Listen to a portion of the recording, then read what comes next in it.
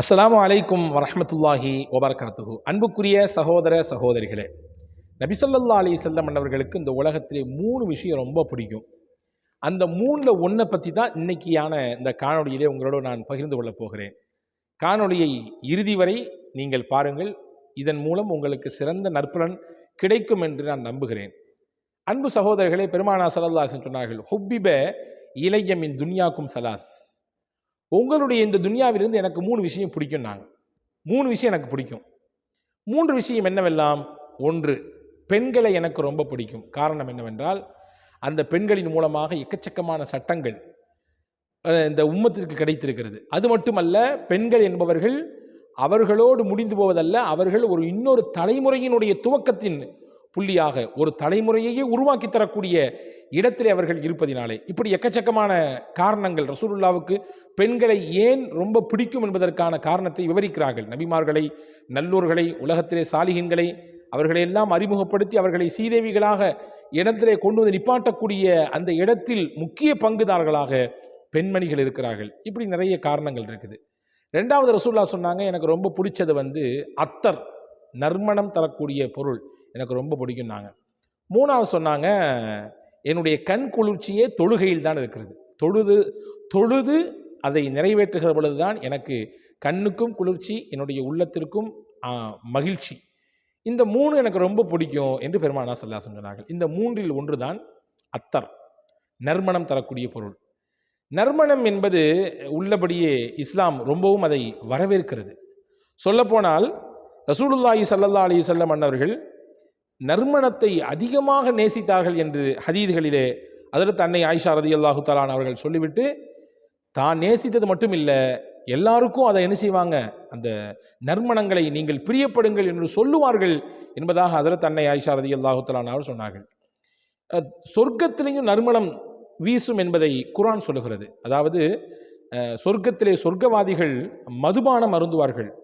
அந்த மதுபானம் என்பது மணக்கும், அப்படியே கற்பூரத்தினுடைய வாடை. அந்த மதுபானத்தின் பக்கத்தில் அதை வாய் பக்கம் நெருக்கும் பொழுதே அப்படியே ஒரு விதமான வசீகரிக்கக்கூடிய மனம், நல்ல நறுமணம் அதில் இருக்கும் என்று குர்ஆன் சொல்லுகிறது. இன்னைக்கு இங்கே கடைகளுக்கு பக்கம் போனாலே, அந்த மதுபானம் விற்பனையாகக்கூடிய கடைகளுக்கு பக்கத்தில் போனாலே நம்முடைய நாசியை நன்றாக இருக்க பொத்தி கொண்டு தான் கடக்க வேண்டிய சூழல் இருக்கிறது. அந்த அளவுக்கு நாற்றம். ஆனால் சொர்க்கத்தில் மதுபானமும் கூட மதுரமாக இனிக்கும், சுகத்தை தரும். அதோடு சேர்த்து அதனுடைய நறுமணம் அவ்வளவு கமகமக்கும். சொர்க்கத்தினுடைய அந்த நறுமணத்தை வல்ல அல்லாஹ் எங்கிருந்து துவக்குகிறான் என்றால், ஒரு மனிதர் இந்த உலகத்திலே இறந்ததற்கு பிறகு கபரிலே வைக்கப்பட்டதிலிருந்தே துவக்குகிறான்.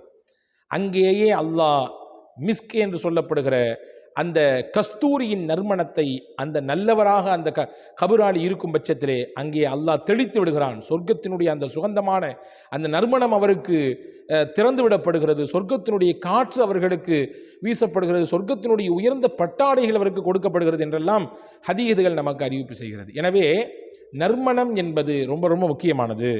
ரசூலுல்லாஹி ஸல்லல்லாஹு அலைஹி வஸல்லம் அவர்கள் தனக்கென்று ஒரு புட்டி வச்சிருந்தாங்க. அந்த புட்டியில் உயர்தரமான நறுமணங்கள் இருக்கும்.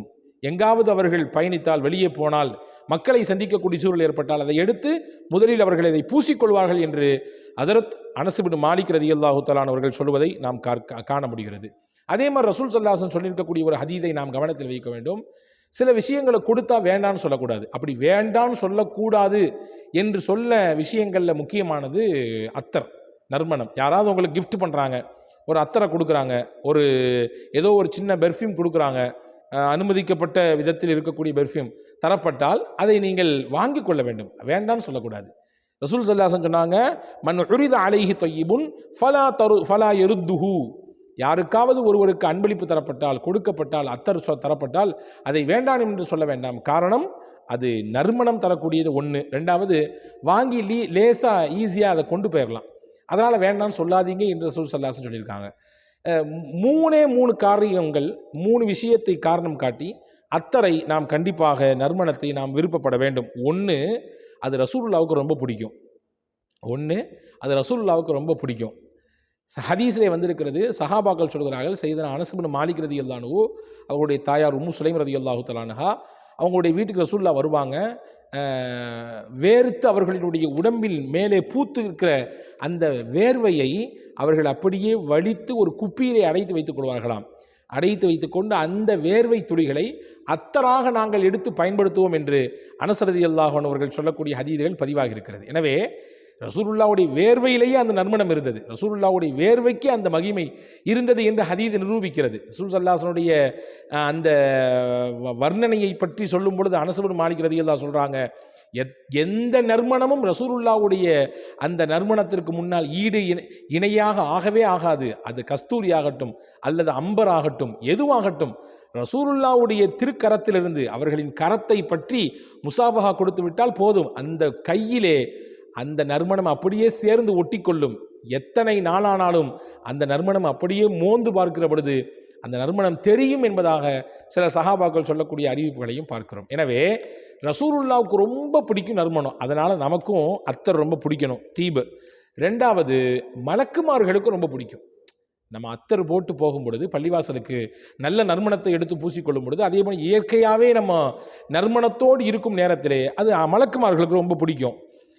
அதே மாதிரி மூணாவது விஷயம் என்னென்னா, எப்போ ஒருத்தர் அத்தர் யூஸ் பண்ணுறாரோ நறுமணத்தை யூஸ் பண்ணுறாரோ ஷைத்தானுக்கு வெறுக்கக்கூடிய நபராக அவர் ஆகிறார். ஷைத்தான் வெறுக்கும் நபராக அவர் மாறிவிடுகிறார். ஆமாம், நம்ம அப்படி தான் ஆகணும். மலக்குகளுக்கு நம்மளை பிடிக்கணும், ஷைத்தானுக்கு நம்மளை பிடிக்கக்கூடாது. அப்படி ஆகணும்னு சொன்னால் நாம் நறுமணம் தரக்கூடிய பொருட்களை பயன்படுத்த வேண்டும். இப்போ இந்த 3 காரியத்திற்காக நாம் அத்தர் யூஸ் பண்ணணும், நறுமணம் தரக்கூடிய பொருட்களை பயன்படுத்த வேண்டும். ஆண்களாகட்டும் பெண்களாகட்டும், பெண்களுக்கென்று சில ரூல்ஸ் இருக்குது, சில சட்டங்கள் இருக்கிறது. அவர்கள் எப்படியான நறுமணத்தை யூஸ் பண்ணணும், எந்தெந்த இடங்களில் யூஸ் பண்ணணும். இன்றைக்கி சர்வசாதாரணமாக எல்லா இடத்துலையும் பெண்கள் நறுமணத்தை பூசிக்கொண்டு வெளியே போவதை பார்க்கிறோம். கடுமையான எச்சரிக்கை வந்திருக்கிற நபிகள் பெருமானா ஸல்லல்லாஹு அலைஹி வஸல்லம் அவர்கள் புறத்திலிருந்து. அப்போது அழகு என்பது ஒரு பெண்ணை பொறுத்தவரை அது அந்த அழகையும் அந்த வனப்பையும் முழுக்க அனுபவிக்க வேண்டியவர் யாரென்றால் அவரை கட்டி கொண்ட கணவன். அதை தாண்டி வேறு இடத்துல வேறு மாதிரி அத்தரை பூசிக்கிட்டு அல்லது அலங்காரத்தோடு வெளியேறுவது என்பது மார்க்கம் வன்மையாக கண்டிக்கக்கூடிய ஒரு விஷயம். அது குறித்து ரொம்பவும் அழுத்தம் திருத்தமான கண்டனங்கள்லாம் பெருமானா ஸல்லல்லாஹு அலைஹி வஸல்லம் பொறுத்தது வந்திருக்கிறது. எனவே அன்பு சகோதரர்களே, நாம் ஆண்களை பொறுத்தவரை வெளியே வரும்பொழுது, பள்ளிவாசலுக்கு போகும்போது அல்லது வெளியே பொது இடங்களுக்கு போகிற பொழுது அத்தரை பயன்படுத்த வேண்டும், நறுமணத்தை பயன்படுத்த வேண்டும். அதனால் இந்த 3 காரியத்தை கவனத்தை வச்சுங்க. இனிமேல் அத்தரை எடுத்து பூசும்போது நீங்கள் ஃபஸ்ட் நினைக்கணும், இது என்னுடைய நபிக்கு ரொம்ப பிடிச்சமான செயல் 1. ரெண்டாவது, நீங்கள் கல்பில் நினைக்கணும், இது மலக்குமார்களுக்கெல்லாம் விருப்பமான விஷயம் 2.